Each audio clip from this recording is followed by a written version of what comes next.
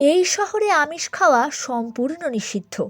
এমনকি মাছ, মাংস, ডিম বিক্রি করাও এই শহরে অপরাধ। এই নিয়ে রীতিমতো আইনও বহাল রয়েছে। যে আইন না মানলে পেতে হয় কঠোর শাস্তি। কি কৌতূহল হচ্ছে তো শহরের নামটি জানতে? বিশ্বের প্রথম আমিষ নিষিদ্ধকারী শহর গুজরাটের পিলিতানা। আর এই শহরে আমিষ বেআইনি হওয়ার অন্যতম কারণ হলো জৈন সম্প্রদায়। এই শহরে প্রায় ৮০০টি জৈন মন্দির রয়েছে। সবথেকে বিখ্যাত অবশ্যই আদিনাথ মন্দির। জৈন ধর্মে প্রাণী হত্যা নিষিদ্ধ, তাই তাদের তীর্থস্থানে কসাইয়ের দোকান বন্ধের দাবি জানিয়ে আন্দোলন করেছিলেন প্রায় ২০০ জৈন সন্ন্যাসী। আর সেই আন্দোলনের চাপে পড়ে গুজরাট সরকার এই শহরে আমিষ খাবার বেআইনি বলে ঘোষণা করতে বাধ্য হয়।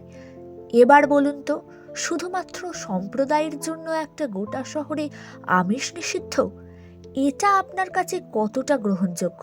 নিজের মতামতটা অবশ্যই কমেন্টে জানিয়ে দেবেন।